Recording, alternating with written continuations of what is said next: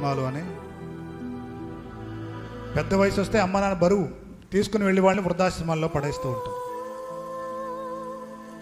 ఎందుకు బ్రదర్ మీ నాన్నగారిని వృద్ధాశ్రమంలో జాయిన్ చేశారంటే, అన్న ఏం లేదన్నా మా నాన్న మంచంలోనే టాయిలెట్ పోస్తున్నాడు, ఆ వాసన భరించలేక తీసుకెళ్ళి అనాథ శరణంలో పడేశాను. చిన్నప్పుడు నువ్వు చేసింది అదే తండ్రి కడిగి శుభ్రపరిచి నేను ఎత్తుకొని ప్రేమించాడు.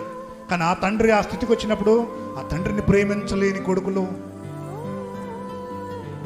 ముసలివాళ్ళు అయిపోయిన అమ్మ నాన్నకి ముద్ద పెట్టాలంటే అన్నదమ్ములు కొట్టుకుంటున్నారు, నువ్వంటే నువ్వు పెట్టంటే నువ్వు పెట్టాను.